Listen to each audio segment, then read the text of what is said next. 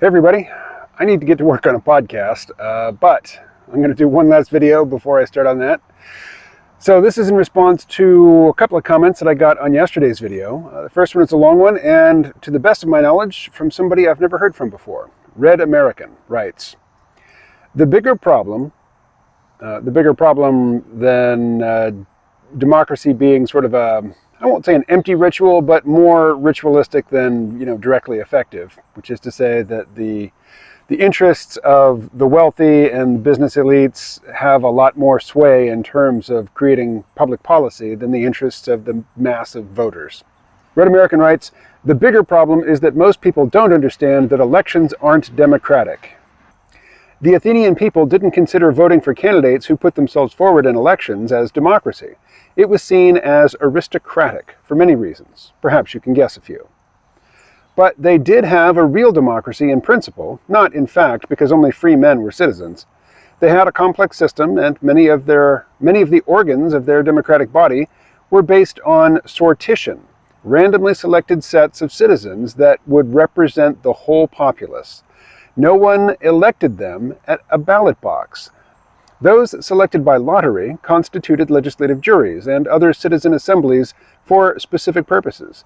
The members of the citizen assemblies would each vote the way they thought best, and because of random sampling, the aggregate vote would be genuinely representative of the whole electorate. It was what we might today call a demarchy, which is way more democratic than any electoral system. It's representative democracy using the most truly representative method, random sampling, not elections. It's more equal, more fair, more representative, and practically immune from corruption. If designed well, it would also be quite revolutionary from our current system. While it's true that we don't know the outcome of a constitutional, demarchist, or democratic government based on sortition, of course, we don't know the outcome of any reform beforehand. We do know that the outcome will be popular, literally a random sample poll, be deliberate as per system design, be as easy to undo as do, all systems have trial and error, so flexibility is desired, be less controversial, no megalomaniac politicians competing to be your savior, be better than what we are currently doing. Your prescription, which is interesting because I don't recall making one, your prescription for what seems like admiration of the status quo, my take from this video, is remarkable and super conservative, in a fear of the future kind of way. But perhaps I'm missing something. So yeah, clearly this is somebody who doesn't watch my videos, and this is their introduction to them. I wonder, Red America, if you came in via one of the shorts, which is something that I was experimenting with. AI would select things from longer videos and suggest that I put them out as like 1-minute shorts. Interestingly though, it doesn't matter the length of a video. If it's in a vertical format, you can submit it, and it is up to the YouTube AI to decide whether or not they're going to circulate it as a short. So one of the things that I put up yesterday, YouTube said no thanks, and they didn't circulate it as a short, but they did just offer it to my regular viewers, and in the short term, that one got much higher views than the others. Ultimately, though, the one that got the most views is one in which I was talking about accelerationism, back to your fear of the future thing, or assumption, I suppose I should say. It got, in the neighborhood of 500 views, but only 4 likes and 0 comments. So maybe I'll get some ad revenue out of that, but from my perspective, I'm doing these mostly for the feedback. So thank you, Red America, for the feedback. Now, feedback to your feedback. First, I have no particular, prior interest or opinion about random sampling of the population in order to determine policy. I do think that policy in certain matters, technical matters, should be decided by people who are knowledgeable about the technology in question, which in the era of AI is difficult. It's challenging in that the people who know the most about AI are the ones who are developing it, and the ones who are developing it want policies put into practice which are going to create a moat for them, a barrier to entry for new players. Basically, they want to cement their monopoly.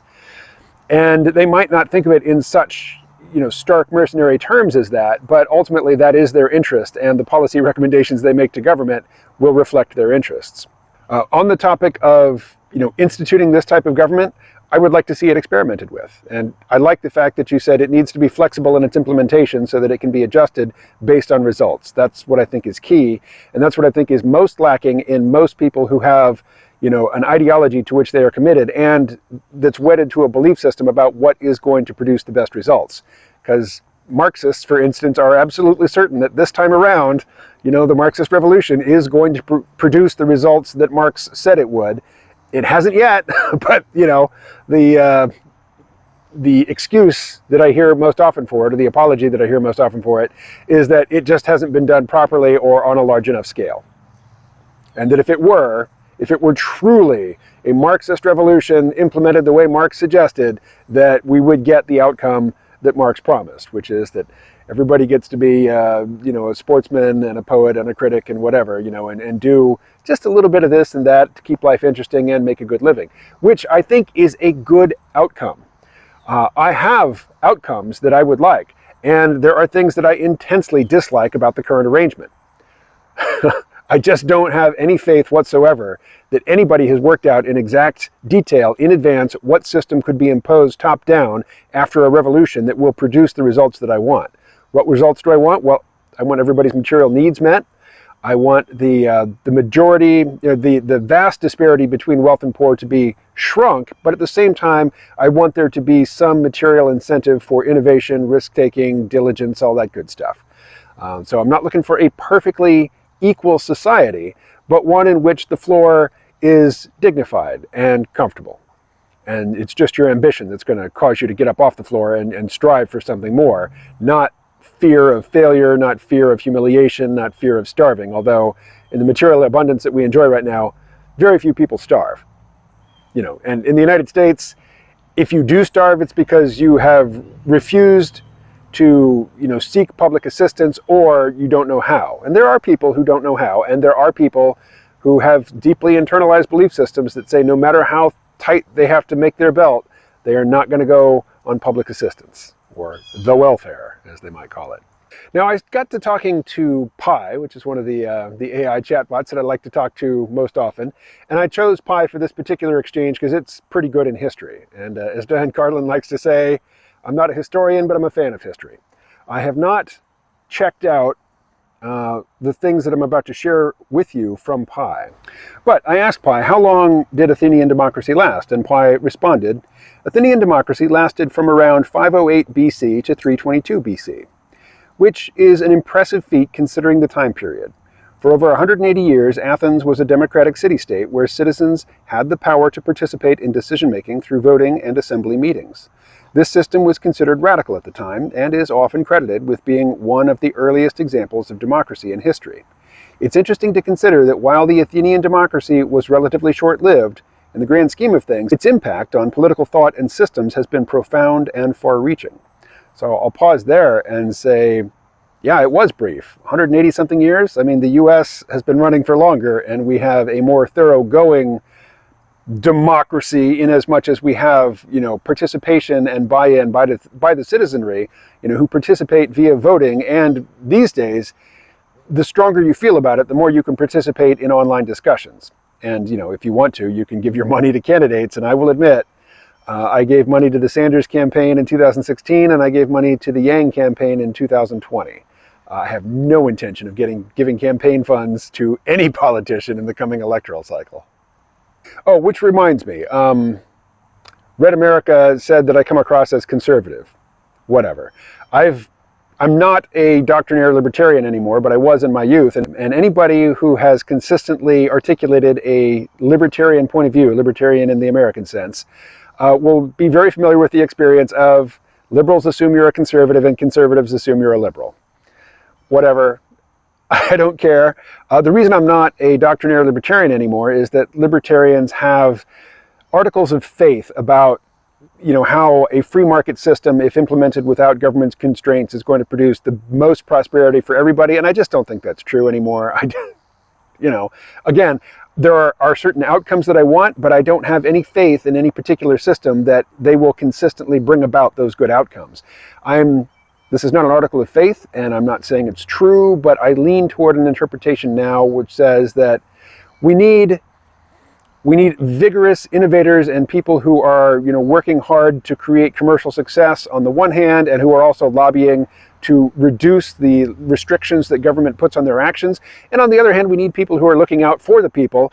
And, we need a push for policies that promote fairness and, not total equality of outcome, but something closer to total equality of outcome than we have right now.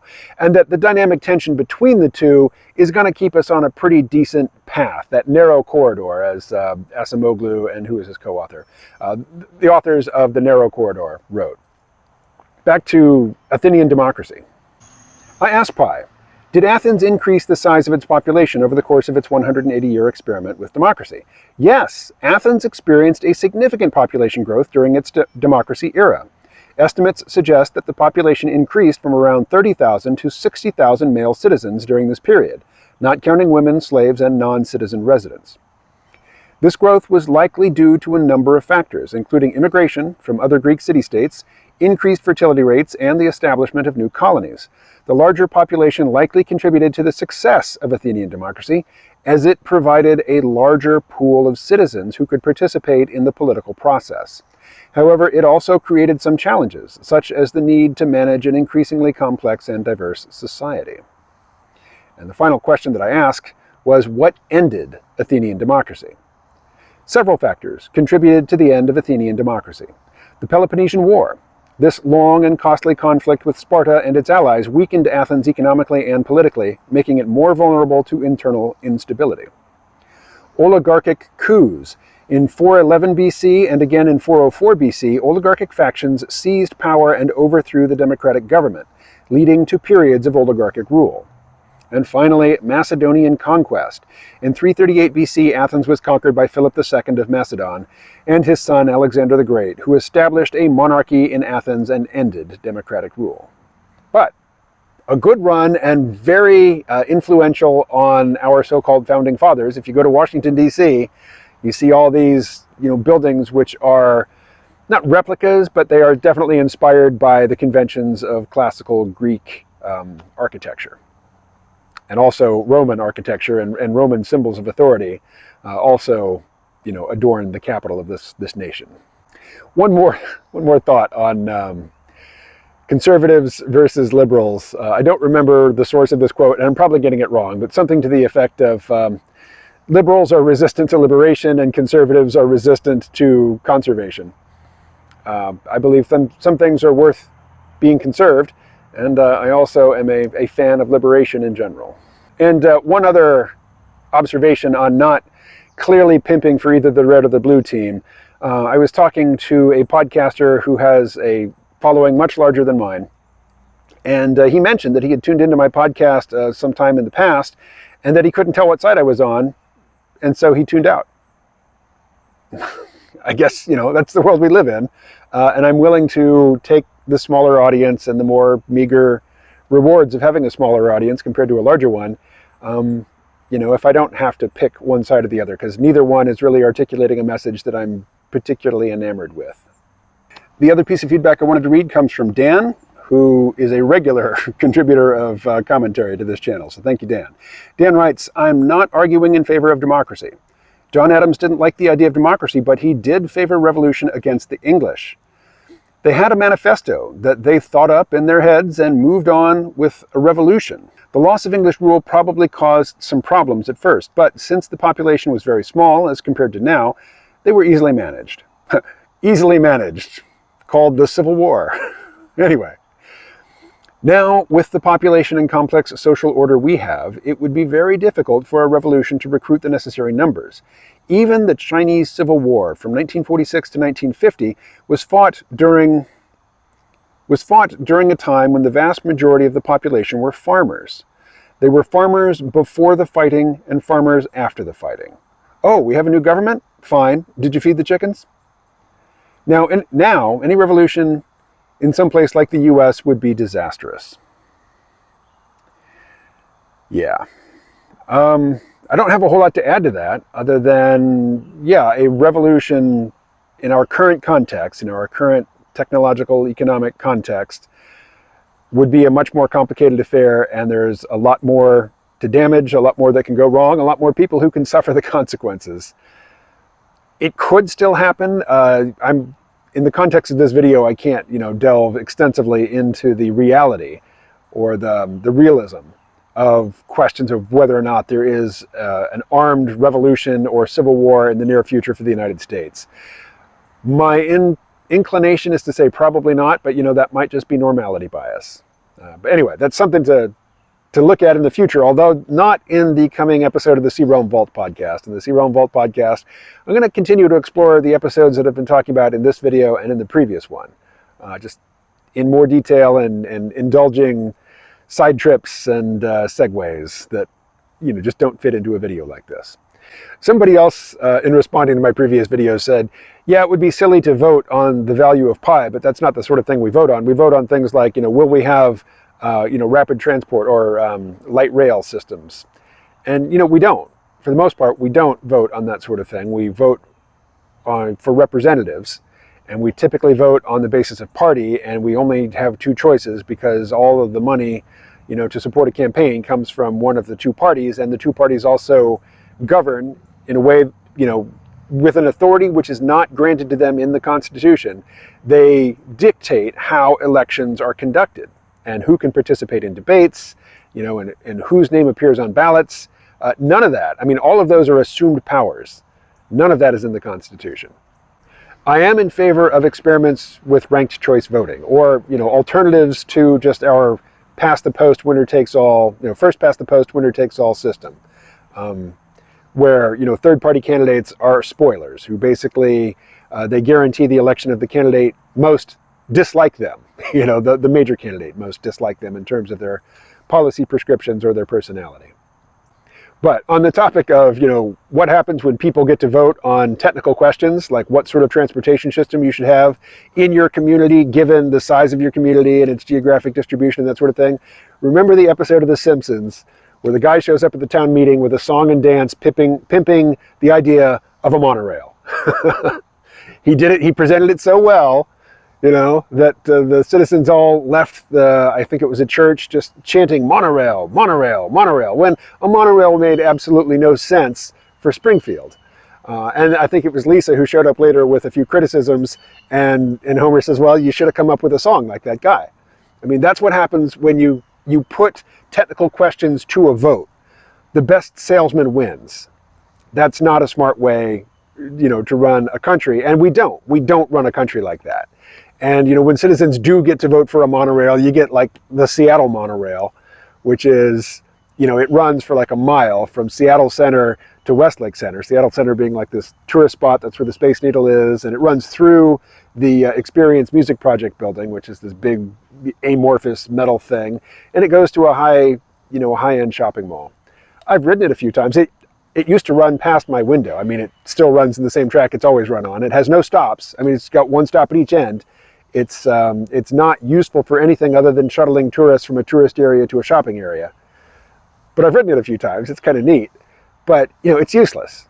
Seattle voters, Seattleites love their monorail, and they've had many ballot initiatives trying to get it expanded into something useful, and it's not a great technology. It's just not. It's neat looking. At one point it was considered futuristic. Now it's retro-futuristic, which is quaint, and it's very Seattle, but technical questions should be decided by people with the technical expertise to render informed, rational decisions. Not people, not giving it over to salesmen to sway the populace one way or the other. A populace which doesn't have the business, really even weighing in on such questions. Like, I'm not an engineer. Don't ask me what my opinion is on a question, on a topic that requires the input of trained engineers. I don't think that's a terribly undemocratic or, authoritarian thing to say. I think, if you just leave it up to the salesman, you're going to get a mess, which, we have many messes, but functional messes. Let's not wreck them.